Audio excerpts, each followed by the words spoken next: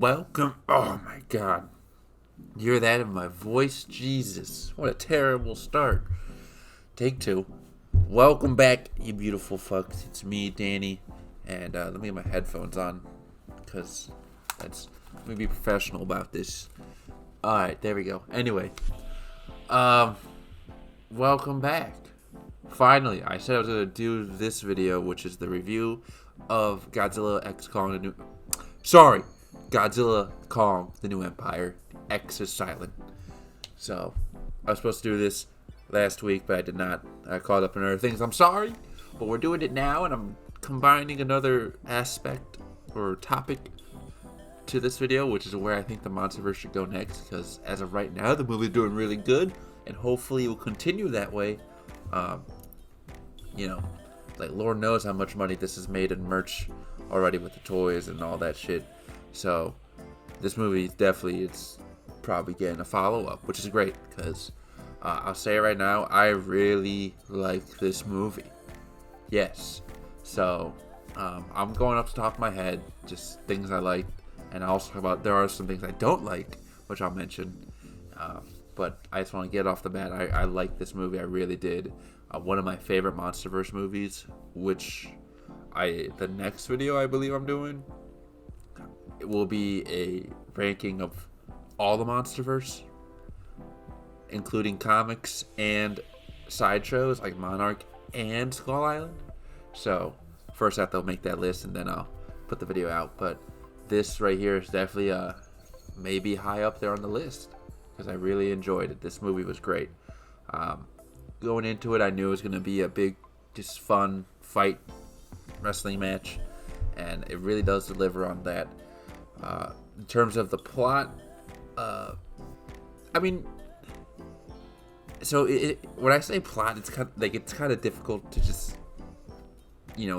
judge it all based on one solid idea, because I feel like there's the human plot going on, and then you have Kong's story. And I'll say this, Kong's story was very good. Him feeling alone to then find his family, or at least his kind, and sees how they're being treated, which leads to the conflict with the Scar King and Shimo. That was great. That was the engaging part. When it comes to the humans kind of following him around, the whole thing with Dr. Andrews and Gia having their little mom and daughter issues, that was okay. I don't hate it as much as other people. I still enjoyed most of it. There were some parts that I feel were it kind of slowed the movie down a bit to a point I wasn't too thrilled with, but I don't mind those characters. I see a lot of people trashing them online. It's like there's some heart to it, and they have some heartfelt moments in there that make me enjoy them. They're not the greatest characters out there. They're not, -1 levels of character. I know people don't want to hear that comparison, but I'm just saying, it's not the same, but they're not, in my opinion, not as bad as I think some people make it out to be. Trapper and Bernie, both of them, love them. They are hilarious. They're great, especially Bernie. That's another thing I see online. People are trashing Bernie, saying he's annoying. Maybe at some points, but majority of the time, I found him hilarious. He's a joy to be on screen. Most of these people seem like they're just having fun at this point with these movies. All the human cast, especially Dan Stevens as Trapper. Just great. And I'm really hoping they're all just going to come back for the next one. And because it's a fun group to follow around. And now that they seem to start getting the balance of human monster action, they're getting it down well. I'm definitely hoping they stick to the smaller cast and just continue to build on them. So I was happy. And then again, Kong story, fantastic. Godzilla, very good in this movie. He's more of a supporting character. If they want to go that route, okay. I still enjoyed his time. His little doesn't really have an arc. He just kind of he senses there's a problem. He's evolving. He's fighting these other monsters, but he also doesn't want to help Kong until Mothra shows up and changes his mind within 5 seconds, and then I was like, okay, fine, I'll help Kong. And he seems to, by the end of the movie, I guess I'm gonna put a spoiler warning, hopefully, in the beginning of this, or at least maybe in the title. That way you know, because yeah, I'm spoiling shit. I'm sorry, but yeah. I mean, by the time this movie comes out, this movie's already been out for a week. Okay, so you should know. Anyway, yeah, it was he was okay, Godzilla, and I'll get to where I think they should go with him later in the Monsterverse, because there's some stuff I want to say there. But while we're on the topic of him fighting other monsters, one of the things I did not really like was that Scylla and Tiamat, and that's how you pronounce it. I used to say Tiamat, it's Tiamat, were just kind of thrown in there and to be killed off within seconds. Final War style almost. In fact, maybe a little faster than Final Wars, some of those kills. So that was a bit upsetting because still I get it, okay? Like he had a battle or she had a battle, whatever. I don't know her gender. Don't want to misgender the Titan, but you know, I don't know. Or no, she had a good fight with Godzilla in Godzilla Dominion, so I understand why they kind of bumped heads again. Same things with Tiamat. They had a great fight too, but especially Tiamat just gets killed off like so quickly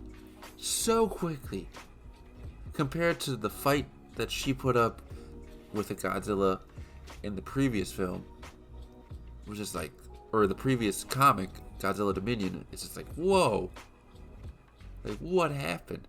And if you notice, the design of Tiamat in the movie is so different from the comic, not just color wise, but in the comic she has like fins, like 2 fins, and no hands or legs. And in the movie, she doesn't have the 2 fins. She has like these like other, I don't know, like flippers that come out around her head that she can wrap around Godzilla's face. And if you look at like the holographic image that they're looking at of her in the submarine, it looks like she has hands, or at least like paws or whatever you want to call them, legs, if you will. Where in the comic she doesn't. Like, so it kind of, it's funny because it's just a different design. Now I do know some of these models for some of these Titans were already made back during King of the Monsters, they just weren't in the movie. And then when the comics came out, they kind of took some design liberties. So I have a feeling they're just using the 3D models they already had from way back in 2019. But it's just kind of funny to me because if you know one of my videos I show, I have a custom Tiamat figure that is based off more of the Godzilla Dominion design. But the dragon figure that I used as a base has legs on it, and I debated if I should just cut them off. Luckily I didn't. So technically my custom Tiamat has a little bit of both designs in it. So I'm happy now. But Playmates, please make a Tiamat figure. That's a whole other video I want to make too. Like things I want to see Playmates do with the whole Monsterverse line. Anyway. But yeah, Tiamat and Scylla getting killed off quickly. I didn't really like that. What else I didn't like? Okay, so the really dumb stuff, because obviously everyone's saying that this movie is just super dumb fun, whatever, however you want to say it. And I think I've mentioned before, maybe at some point, that there's such thing as too dumb. And I do think at times in this movie, it crosses that line of fun dumb to just being way too dumb. Spoiler alert here too, if you haven't seen it. Mothra appearing out of thin air, like Gia says her prayer or whatever, and Mothra just kind of right there in front of her is just like, oh, like I guess that happens now. Just summon a monster out of free will. So I thought I was confused with that. The whole logic of the gravity inversion with the pyramids, I was so confused by that. I don't even know if the movie knew how to explain it well either. Like I didn't even know if they knew what they were talking about. But I mean, it's fine, whatever. Just a bit more like, okay, that's a bit weird, you know, with all this red liquid and pyramids and gravity. Okay, it looks cool when they're fighting, I guess. But the one part that got me, and I've heard other people mention this, is the whole exposition or is that the term? Where Dr. Andrews is like reading the cave paintings, and she can read like a couple of these pictures and just tell a whole story. Like that was everyone's main complaint about it, how she's just kind of reading like 3 lines and a couple of pictures on the wall, and she's like, oh, here's this whole backstory of Scar King and the war and all this and that. My biggest issue with that was how specific it was towards the end of all that exposition. And at the end they say, oh, the Mothra is supposed to come out and fight with Godzilla to save us from Scar King, and the only one that can awaken Mothra is a girl, or some Iwi tribe girl from Skull Island. Like, whoa, that is very specific. Did these Iwi tribe members literally live not just in the Hollow Earth, but like level 2? Okay, they're deep into the Hollow Earth. All right, they don't even know that the moon exists, probably. How did they know about Skull Island? Like, did they have telephones? Is there a really long, like, tin can attached to another tin can with a really long string? Like, how do you know about Skull Island when you're that deep into the Hollow Earth? So, I don't know. But that was something that was in the back of my head. And then what else? I think those are my biggest complaints. Again, just off the top of my head. But other than that, though, those aside, this movie's just great. Again, some of the human stuff was pretty good and enjoyable to see, and had some good laughs. There's definitely lore, which is one of my big things I wanted to see explored. And then there was also plenty of monster action. It was great. A lot of heartfelt moments, even with Kong especially. And Shimo and Scar King, I'm happy to see that they are becoming fan favorites and staples within not just the Monsterverse, but just the kind of Godzilla fan base. Because they are, I did think they were pretty good as well. So, love this movie. And definitely one of my favorite Monsterverse movies. And cannot wait to see what's next. So, let's just kind of think about that for a second. And where do we want to go next? So if you guys have not seen the Collider interview that just came out, I think like today, with Adam Wingard, he mentions that they don't do post-credit scenes with these movies, but that he did throw in some Easter eggs, or at least hints, as to where he may want to take the Monsterverse next. And he said, like, yeah, if, you know, when this movie comes out and people can start freeze framing it, people will probably catch some things that he's hinting at. And I wanted to dive into that. Like I said, go check out the Collider interview. It's in there where he talks about it. And I just want to speculate what he can mean by that. What are possibly the things that we at least know now, because some Easter eggs and some things have been noted already. And I want to say this. Obviously, at some point, I would love to see the Monsterverse do Destroy All Monsters, but I don't. Not yet. One thing that Adam Wingard said that I'm really interested in is that he wants to do a third one, except this movie right here is kind of based around Kong. He wants to do the third one based around more of Godzilla's story. I really do want to see that, because Godzilla kind of has been treated as like a supporting character for the past 2 movies. So it'd be nice to see him fleshed out a bit more in the Monsterverse and delve more into his character, now that these monsters and titans are being treated like actual stars, which is great. So I definitely want that. And then in terms of what he could mean by, like, what is he hinting? First of all, hopefully it has to be, one of the things at least has to be the giant titan skeletons. You know, we've already seen the one from the trailer where it's that bridge. They use that giant skeleton as a bridge, Kong and Zuko, and it makes Kong look like a human, like the size of a human. That's how big that titan was. That has to be one of the hints that he's talking about, because obviously everyone's looking at that like, what the fuck is that? Like, that thing has to be huge. We want to know what that is, and we want to see more of whatever that is. So I think that's definitely one of the hints he's talking about. Although you don't really have to freeze frame it, it's pretty right on the nose out there. Now, if we want to be a little bit more optimistic, if you guys haven't seen, people have kind of screenshot of that image of that wall art of Pizzazilla, that fat Godzilla eating pizza in Italy. It's a funny image, and if you look at it, like I said, it's on Twitter.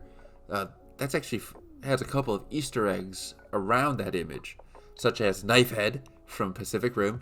It's good to see some Pacific Rim references in a Godzilla Monsterverse movie.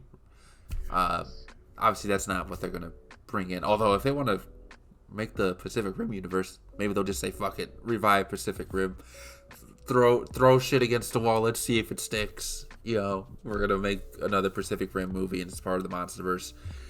I would love that, but I doubt that's what they're talking about. But Skeleturtle was there. Obviously, again, that's more for fun. But there's two things that were pointed out. Hedorah's eyes, it looks like, are on the near Godzilla's tail, and Jet Jaguar's punch, punch, punch, and you see Jet Jaguar, little drawing of Jet Jaguar's arm. So again, it could just be Easter eggs for fun, but it could also mean that he's teasing that he would love to do a story with Hedorah or Jet Jaguar. Get them into the Monsterverse, which I would love. Hedorah, people are asking for. Same thing with Jet Jaguar. It'd be amazing. They're already introducing mechs, both with Mechagodzilla and in the comic Godzilla the Hunted, or Godzilla X Kong the Hunted. More machines are being built, so Jet Jaguar could easily be introduced. And then, obviously, Hedorah, that'd be an easy one to introduce. The Smog Monster, maybe from the Hollow Earth, whatever. So those could be little hints. I think another idea going around is Space Godzilla with all the crystals in the Hollow Earth. How do they resemble his crystals?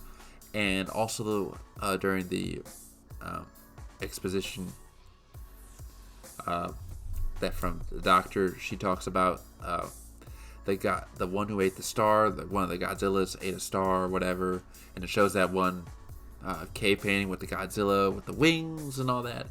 And some people are speculating that is like an ancient drawing of Space Godzilla, and that apparently there's more lore to this. I have to rewatch. There's a video explaining all of it, but I don't want to cite too much because I don't know what that guy's sources was, and I don't know if he was just kind of pulling it out of his ass.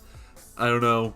I don't want to say nothing, but it could be true. But there's a chance that Titan, that Godzilla member that was on the cave paintings with the wings, may not be Godzilla himself, but another very evil Godzilla that is still buried within the Hollow Earth somewhere. And people are speculating that could mean that there's a Space Godzilla of sorts somewhere in the Hollow Earth. So we'll see.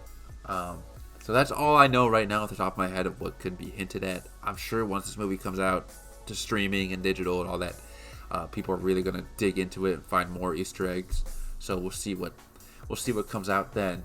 But those are just some of my ideas where I want the Monsterverse to go, where I think it's gonna go. Hopefully more Gia and Bernie and Trapper and the Doctor. Hopefully they all continue and just build more lore. Shimo, we want to see more Shimo. Very cute monster, and glad that she lived. And Suko, and seeing Kong be a leader to his kind. You know, his stories, he's really has one of the best arcs in the Monsterverse, if not the best arc in the Monsterverse. He started off very lonely. He lost his parents, and now he has a whole tribe that he is the king of.